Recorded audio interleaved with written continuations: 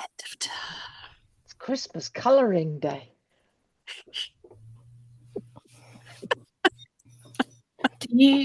When do you guys? I don't know when Hanukkah is. Do you get the part? That was my Christmas colouring on Monday. I love We it. can't see it, Dee. I can't see it. It's invisible colouring, and it's made you invisible too. It was like one of the Back to the Future moments. Dee's being rubbed out. Okay, so hello. It's Thursday. It's 11 a.m. It's Cutie Conversations. It's the last of the year, and it's been an amazing year. It's been a year of buggling in and getting to know each other, and having some really, really powerful conversations and achieving some things that have been quite astonishing. It's been a year of gentleness, and it's been a difficult year. It's been a year where we've had to support each other, where some shocking things have happened and some wonderful things have happened. And that's what I would like to talk about today. So Dee joked just as we opened the session that this is the Christmas colouring in lesson, the end of term lesson.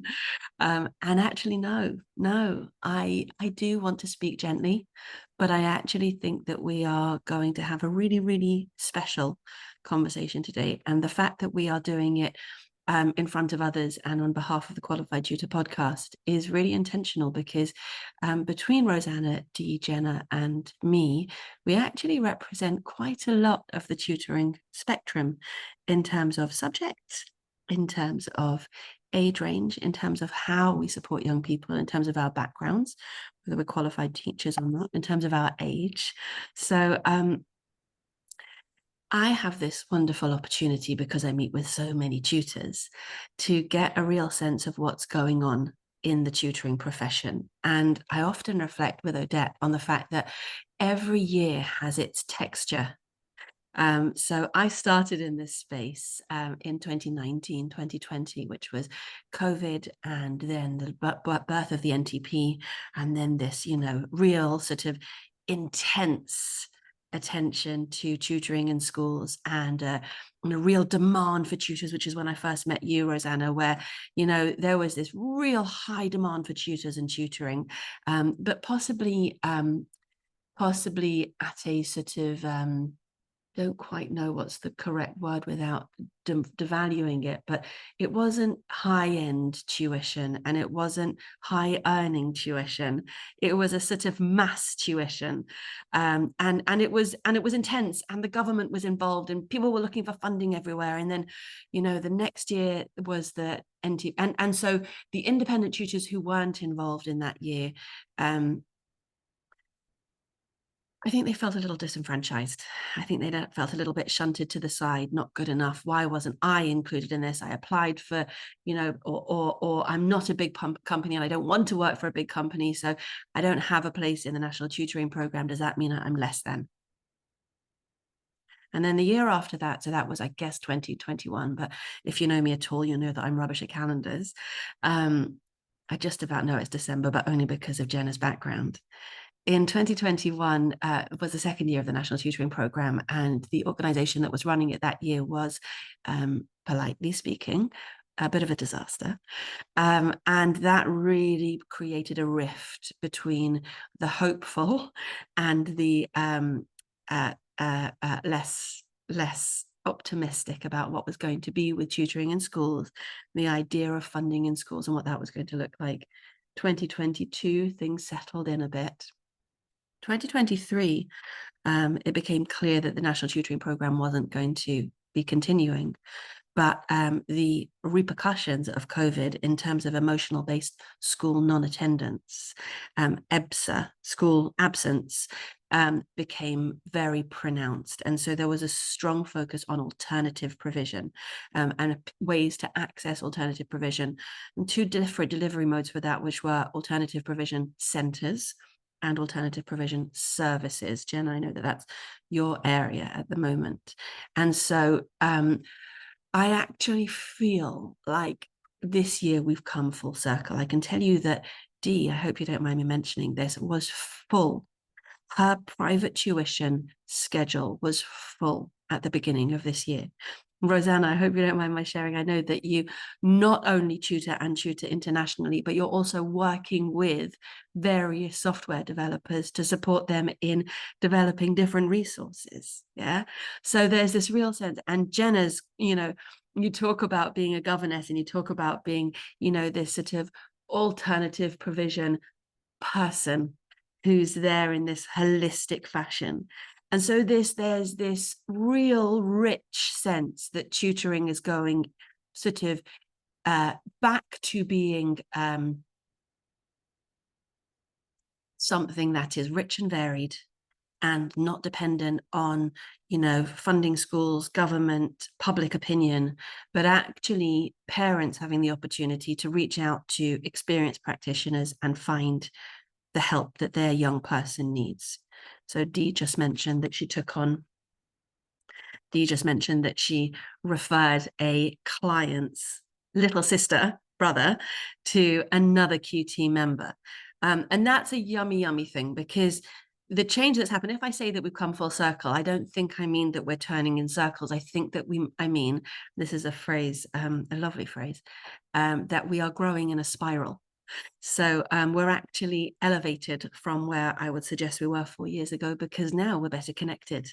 So this morning we've been planning the online tutors festive party, which has got lots of Santa hats and Hanukkah dreidels all going on at the same time, with raffles and treasure hunts and quizzes and just lots of silly things to bring us together, with no agenda except knowing that we are better when we are greater than the sum of our parts. We are better when we're connected, and each one of our students benefits from our connectivity. So with all of that preamble, what I'd actually like to talk about with you today is what this journey has looked like for you this year,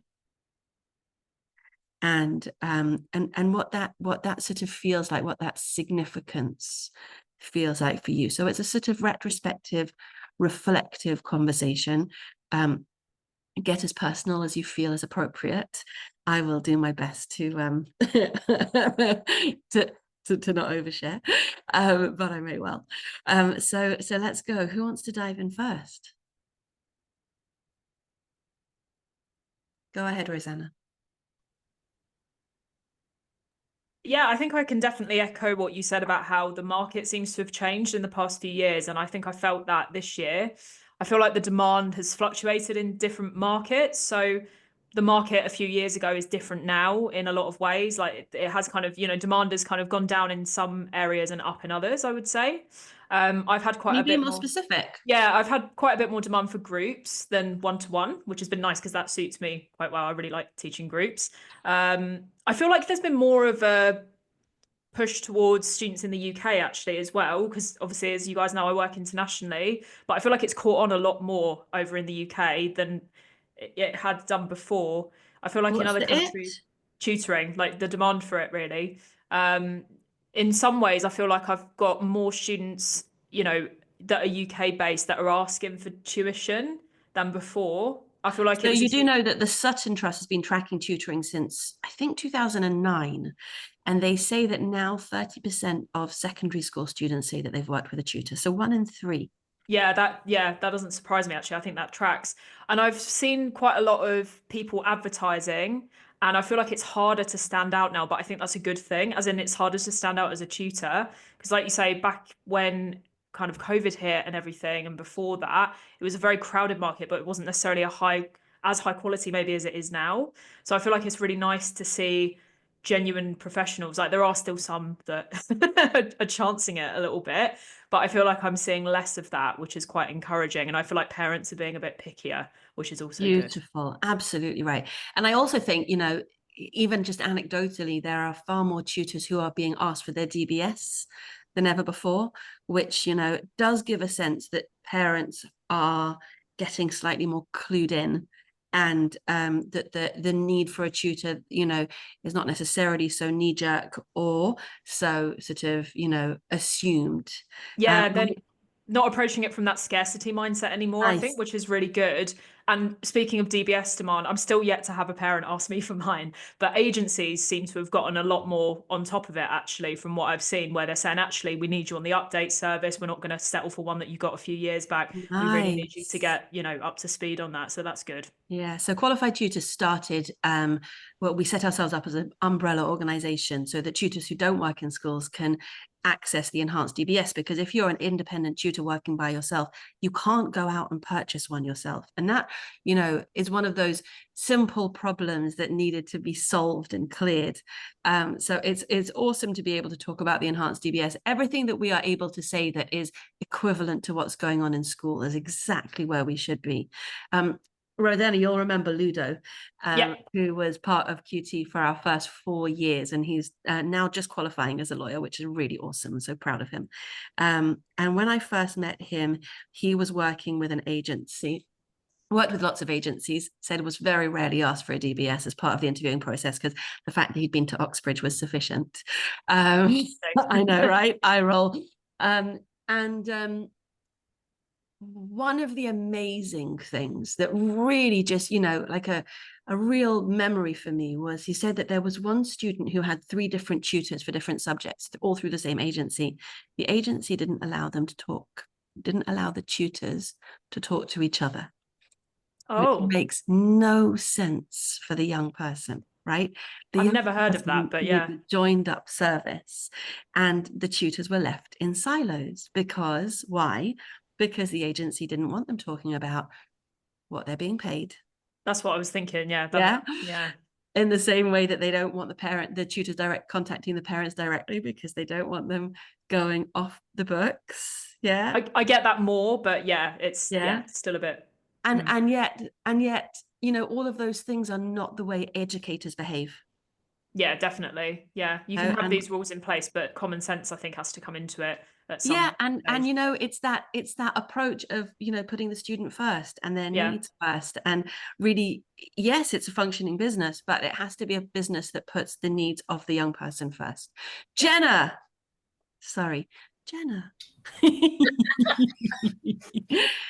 We started off by saying that we needed to speak slowly and gently in the session, but I feel like you've already perked right up. Yeah. That's what these conversations do to me, and I think that kind of sums up my year. And I think starting from talking about this idea of isolation and separation is probably a good place to start. Like, to this day, when I work with other organizations, so often, even if they don't have a policy of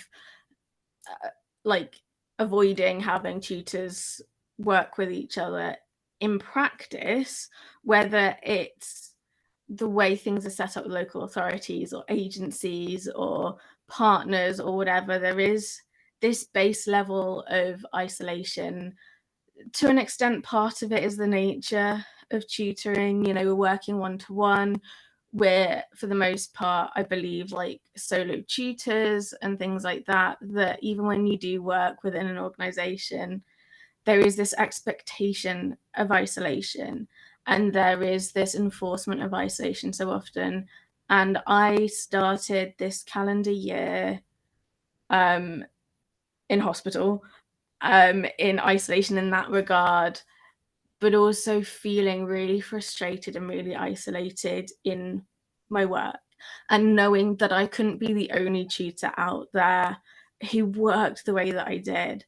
And it was the first time I'd attended BET. It was the first time last January that I think I first engaged actively with QT the winter preceding. I think it was November, December sort of time, having watched QT. I remember having those conversations with you last January about, as an outsider, watching the journey of QT become this community that I had been looking for, and then attending BET and getting a chance to actually get more involved at that point in your journey.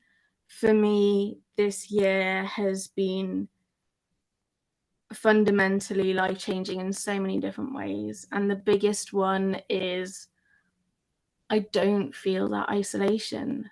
there is still elements of it where I do feel isolated, and in some ways it makes me more annoyed at isolation that I'm experiencing elsewhere.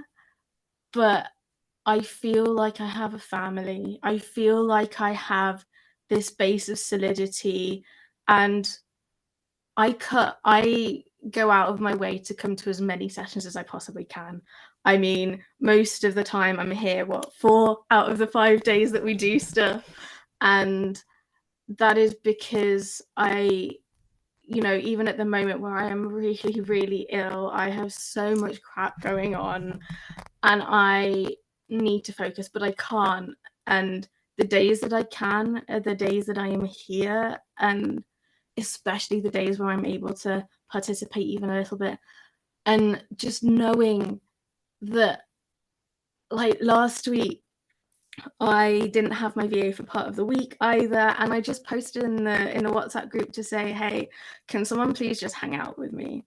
And Dee and Georgina, and we have more people at one point, and genuinely I cried quite a bit over the weekend because I didn't have QT, but I had a week where normally last week would have been a complete write-off for me, but I managed to achieve some really cool, it wasn't the things that I necessarily absolutely needed to, but I could achieve some massively cool things. And I felt like for the first time in a very, very long time, I had a real family, a real network, and just a real sense of belonging. And I feel like this year I've gone from being a little bit stagnant to starting to thrive again.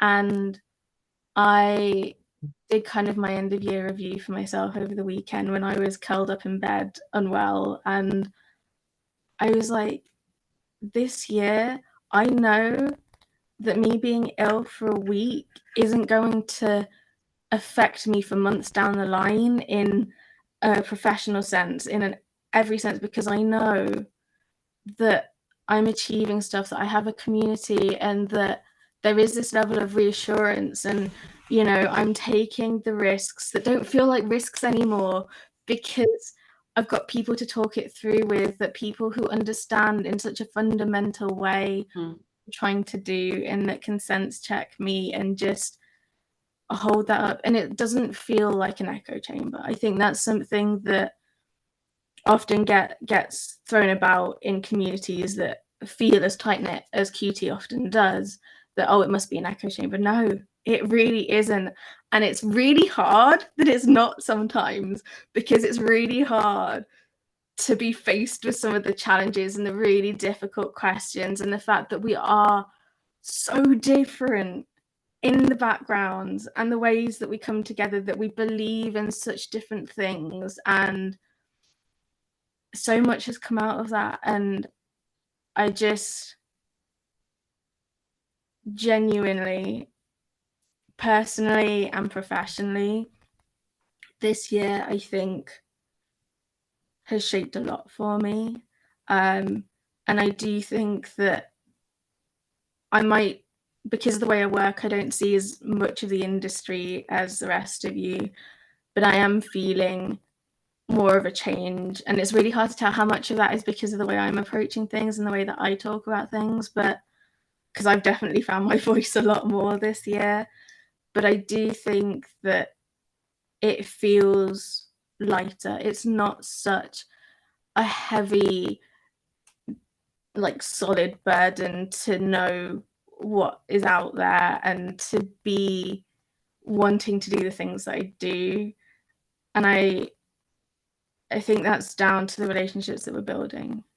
And I have so many plans for relationships that are coming up.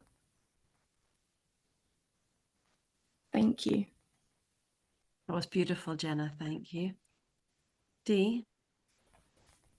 I am going to cry. I know. I just said to Dee in the chat, I can't sum up what you've just said because it was too big. Go ahead, Dee. And she's articulated so much of what I feel, and I've articulated this before, and I think you still quote me, Julia, from early on in my my QT journey. I didn't know I needed supporting until I was being supported. And to be able to exist in a community where I know I am deeply understood, not just about what I do professionally, but people really understand me, who I am, what makes me tick. And yeah, like Jenna, I will come to pretty much every session if I can manage it. There's a very, very pressing other engagement if I'm not here. I started the year with a pretty full schedule, didn't think I had room for anything else. And then it was when Sam was invited in to do a QT session about coaching. And I realized I was kind of doing bits of it already. And I'd been in sessions where I'd been coached. And I thought, I don't have time for this. I can't afford this. And I ended up doing it anyway, with lots of support from guys within the community and without. And it is gradually transforming my tutoring life, because I'm now feeling confident as a tutor to use those coaching skills in my sessions. I'm equipped in a way I wasn't equipped at the start of the year. How my coaching journey is going to continue, I don't know yet, because I don't physically have room to do that and do all I want to do for my students. But it's provided me with skills, with tools that are most definitely helping my students. And I'm aware that the students that have come to me directly are absolutely the ones in need of those skills and tools that I'm able to offer them, and the feedback I'm getting is showing that they're having an impact. So I'm on my knees, I'm running on fumes, but it's been a heck of a ride. And I couldn't have got through this year without the community. There's absolutely no doubt about that. Yeah. I want to talk a little bit about that as well, because in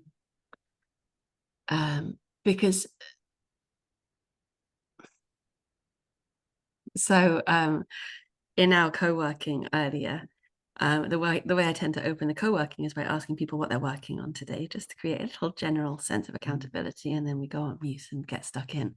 And the lovely Lucy was in earlier and wasn't able. I told her I was going to quote her. I actually took a note of what she said because it was so good. Yeah. She said she just wants to share her checklist for this morning. She needs her sad lamp, her duvet for her legs, strong coffee, double breakfast, Xmas jumper, bobble hat, time-blocked calendar. Right?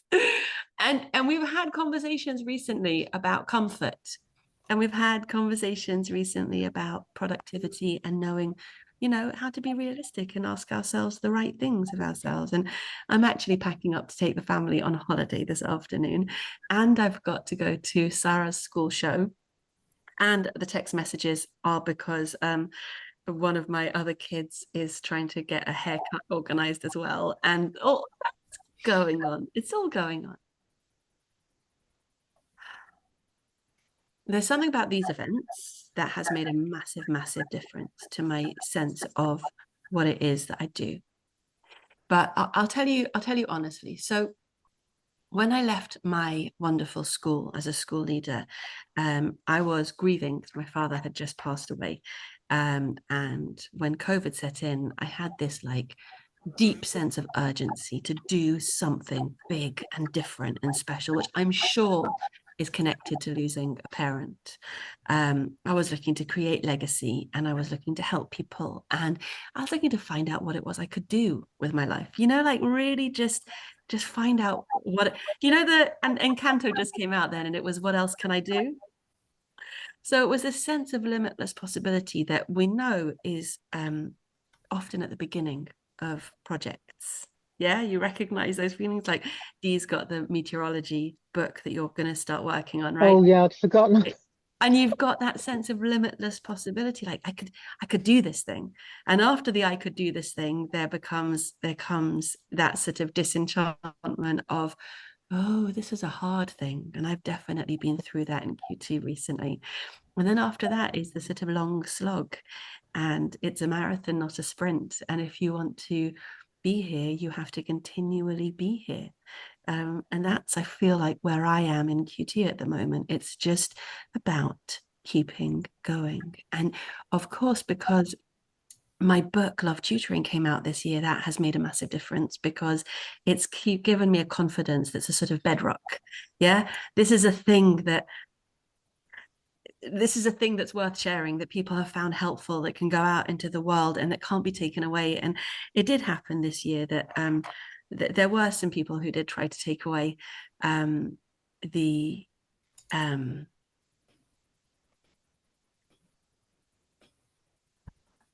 there were some people this year who did try to denounce the efforts that Qualified Tutor has made in the tutoring profession, and that was terribly painful. And the healing of that has been quite a thing. But it didn't kill me. And the pain of it was quite interesting, because it was really coming from a perfectionism and a sort of innocence, and this sort of sense that, you know, surely if you show up in the world with good intentions, you'll be met with good intentions. And that naivety is something that I insist on living with. And even when it doesn't come back to you, okay, you know, just get up and try again, isn't it? And nothing terrible happened, and everyone's healthy. And as you know, more than one of my children are giving me the runaround at them. Actually, more than one of my children are struggling. And it's not about me. But dealing with that has been quite a thing. And so I do, and I joke that it's all professional development, but genuinely, our lives and our work are intertwined. And the way that Dee's brought coaching into her work, and the way that Jenna brings inclusivity, you know, at every level into her work, is something that we represent, is who we are. When I advise parents about how to choose tutors, I tell them, choose a role model, you know. So Lucy said, sad lamp, duvet for my legs, time blocking, double breakfast. And she said it with gusto.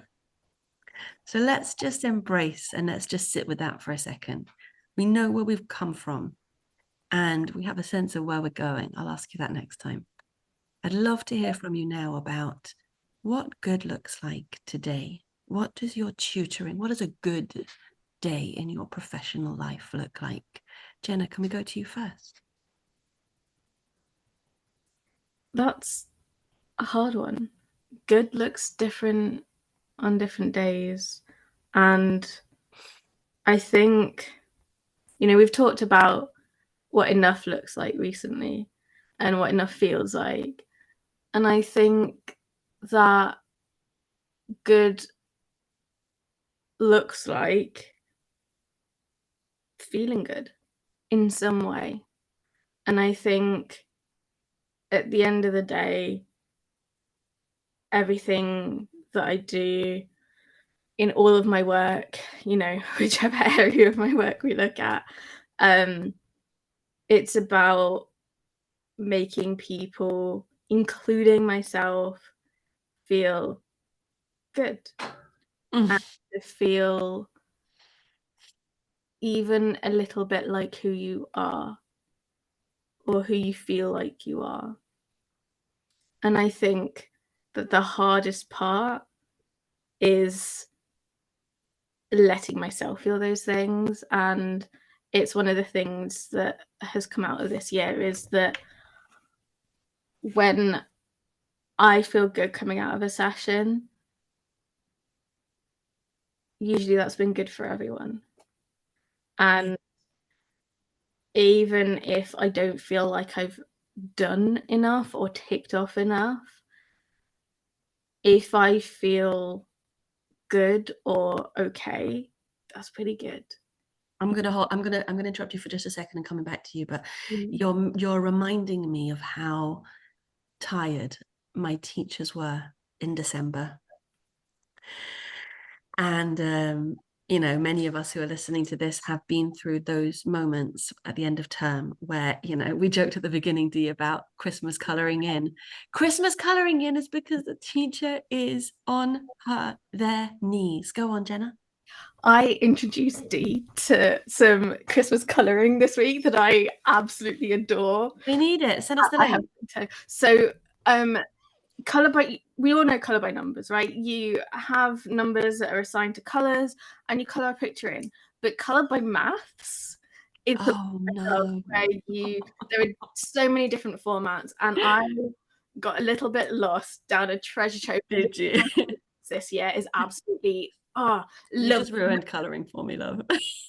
And Dee was like, I can't even remember what you said, but it was something along the lines of, I want to do something fun, but I'm not really sure what to do. You know, these are the topics we've been covering recently. And I was like, okay, I've got 10 minutes before my meeting. I will get back to you. And my meeting luckily was delayed because I spent an entire half an hour or so setting up a Google Drive folder for Dee. Wow. So many Christmas puzzles, maths mysteries. So Dee mostly teaches maths, so it was all maths themes things. Mysteries of Christmas jumpers, I believe, and code breakers, and so much colour by maths that were Christmas themed. So many happy kids. And the bit I loved most was Come on. I got from Dee afterwards of Dee having a go. Oh, yum. Absolutely yum. And I did the same thing this week because we missed you at that session. We had a networking session lined up on Tuesday, and I just thought to myself, it's just not a time for networking. This is a time for having some chill. So we did an escape room, and it was adorable. And we had two groups, and Dee and Helen flew through theirs. The other group had 4 people in it, so they went slower because everything was by democracy. You know, like they had to have a whole discussion before they opened anything. But it was so gorgeous to watch everybody in their sort of learner mode or play mode, you know, instead of seriousness, it was or you know, business focus or anything else. So, but to come back to that idea of knackered teachers,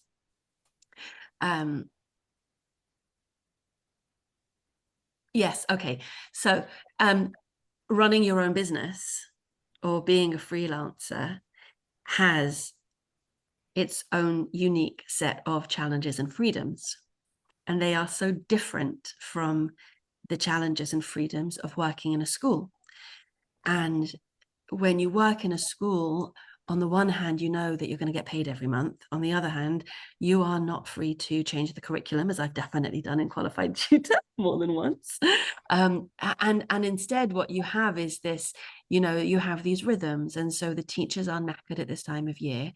And there are moments in this conversation where you've pointed to how confident you both are in changing what you're doing and how you're doing it. Yeah. This wasn't working for me, or I hate groups, or I love groups, or yeah. Yes. There's so much confidence to change things to suit you and the student. Yeah.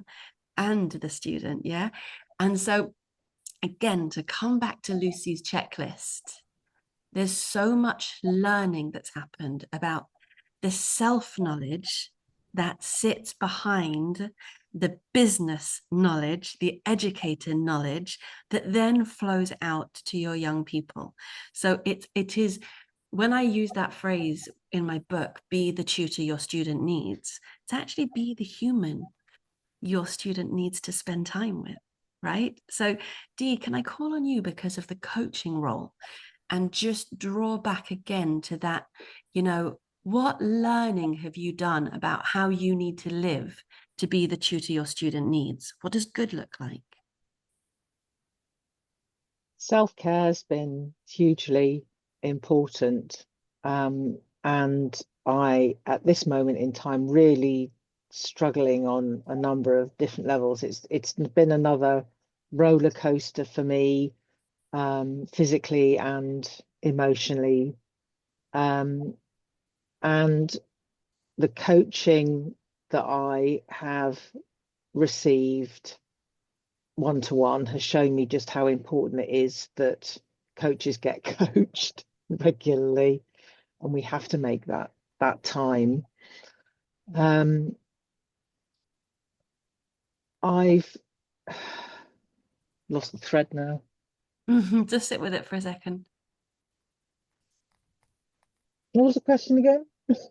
What does good look like? What have you learned that good looks like? And you went straight to self-care. Yeah, and although it was, I think, 18 months ago that I made a decision about I've got to put things in place to help with my well-being, which involved more exercise and so forth. And despite the fact that I am busier than I have ever been before, the gym times 3 days a week are absolutely, something really massive has to happen or need to happen for me to shift that out of the way. And I've always needed the comfort of a routine, and I think in that has been fundamental to me getting to the end of this year, is to putting it in the calendar, which means it's going to happen. And I saw something the other day about actually putting in the self-care items as well as everything else.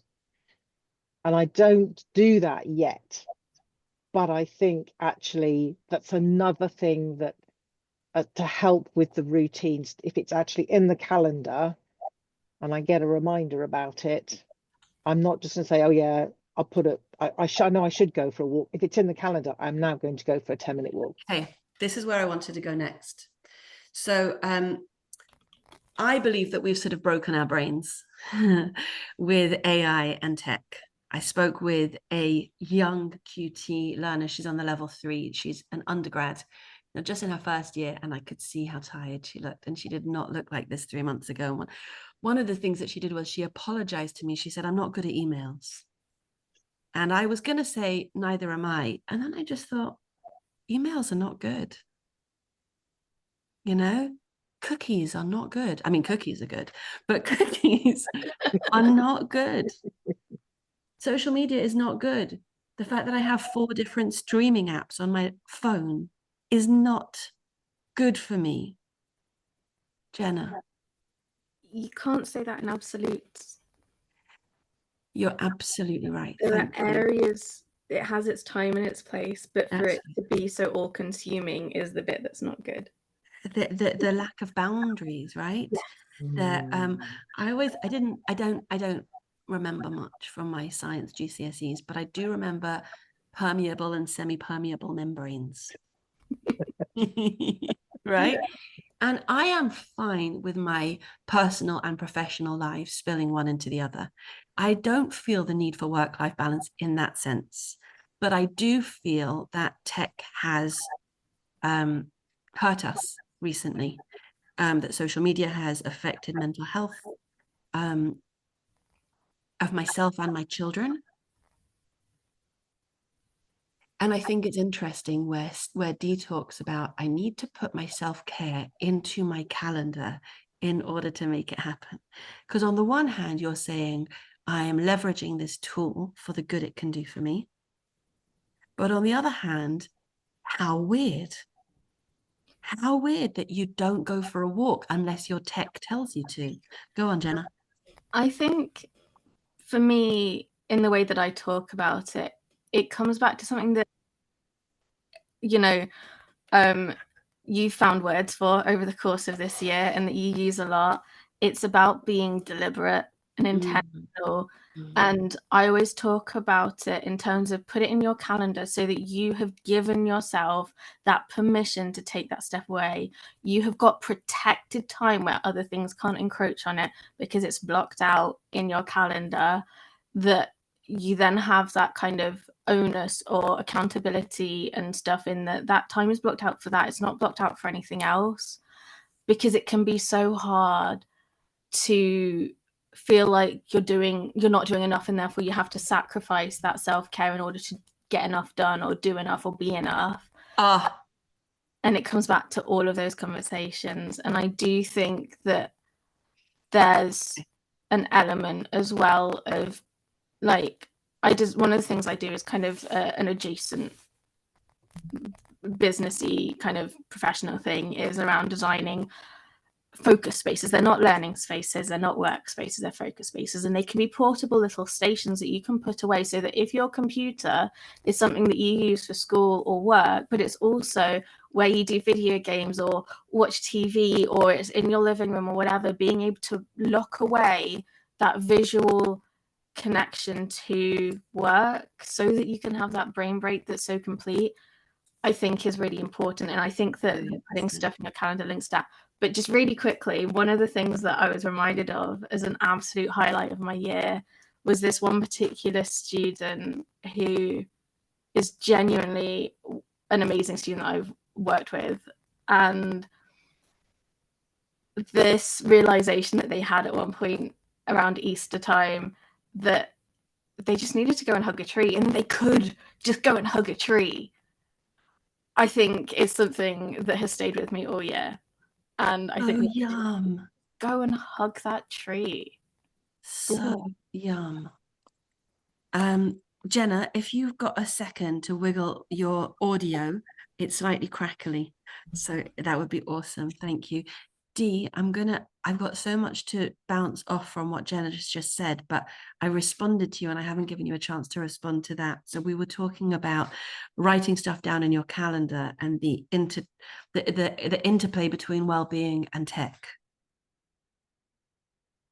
Yeah, and I am not handling the boundaries.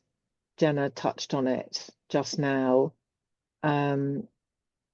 Social media is it can do good stuff. There's no doubt about that, because it enables us to be connected. And there's been moments through the year when I've been really good with the boundaries and being able to step away from it.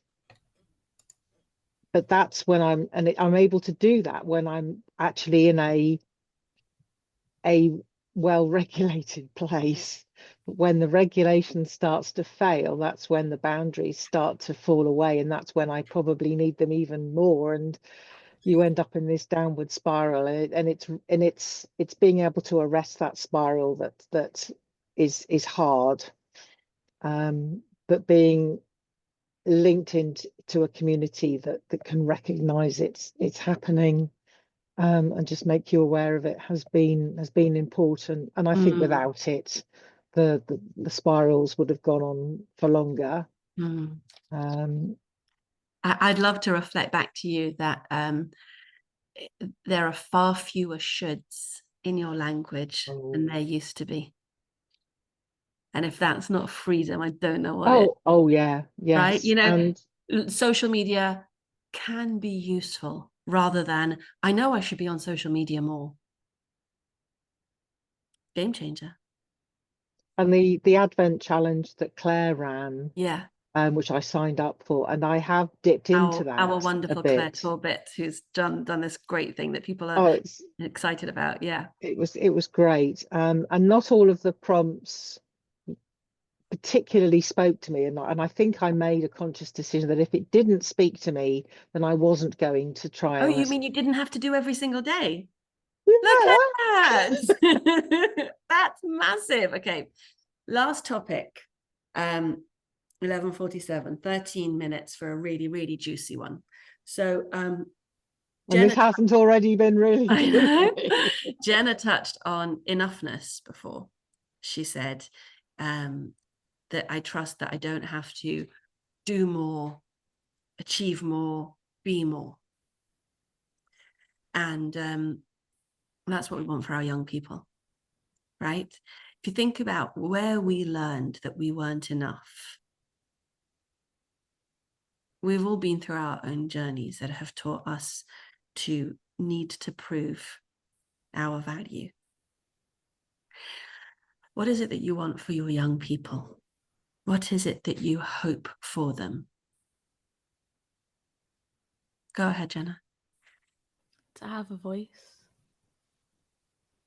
to have an identity that's their own, and to be able to explore those things safely, to be vulnerable and experiment and test out what is right for them.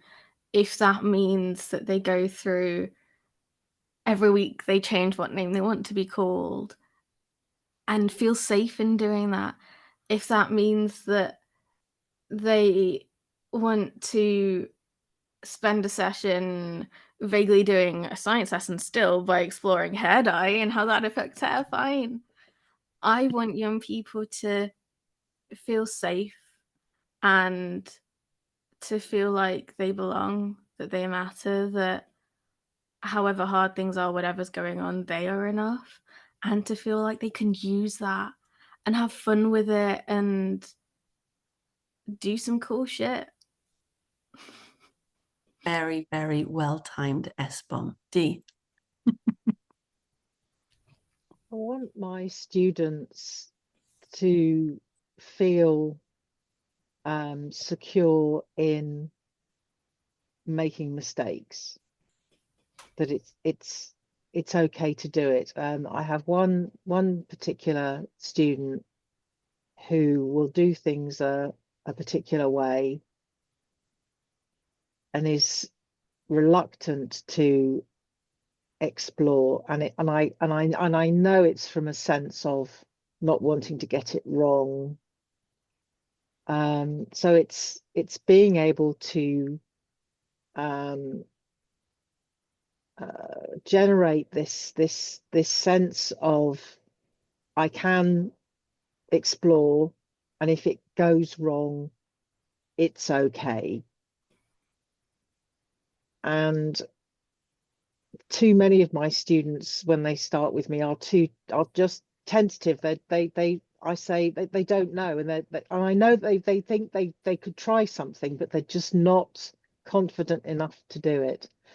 And to see my students move on to a place where they say, I don't know, I say, what do you know? And they then start to say things and stop themselves and says, no, let's explore. It might not be right, but that's okay. And to see that confidence growing in them, I think, brings me more joy than anything else. So young. Thank you. And I'm going to share mine with you as well. And I think it's a different way of saying exactly what you've both said, which is bravery. I deeply want the young people that I know and love to feel brave and to grab their lives with both hands. And, I try not to speak in, cliches, but really to not worry about what people think and what the right thing is to do. And just to have a go and have a go and have a go and show up and be curious and take a great big bite out of, but also have the bravery to contribute and to bring what it is that they have to share. And just to not let fear hold them back really is the whole thing. Is the whole thing in my heart right now, just to not let fear hold them back, because as many wise people have told me, the not doing is so much worse than the doing, than what could happen in the doing. It's so much worse to not have a go. So we've all said that our young people should feel safe, should feel confident, and should feel brave, and not be worried about the fear that is dangling above them, because really, we can live through so much more than we believe we can. And we've spoken about resilience, and I think this was a conversation of resilience. I think that's what happened here. I think that what we've all learned and given each other this year has been resilience. We've each been through our own personal challenges, and that we've found our own resources. And as Dee said, just spiraling less far is resilience. I did bouncing back quicker. I did something with my week, even if it wasn't what I thought I was going to do. Yeah. And then being open about that for our young people and everybody on LinkedIn. And I have to tell you, and with this, I'm going to wrap up. people keep reaching out to me to tell me that they've heard these conversations and that they've helped them. Things that we have said in this room that are making change and that are reassuring and that are making people feel not alone. So thank you, my wonderful friends, for participating in this with me. Thank you, Dee, and thank you, Jenna. Thank you for everybody who's following. May we all be blessed with a brave new year. Thanks, I'll guys. into that. Thanks, Jenna. Thank Thanks, you Dee. so much, Julia. My pleasure. Thank you, Julia. Such a Pleasure. pleasure.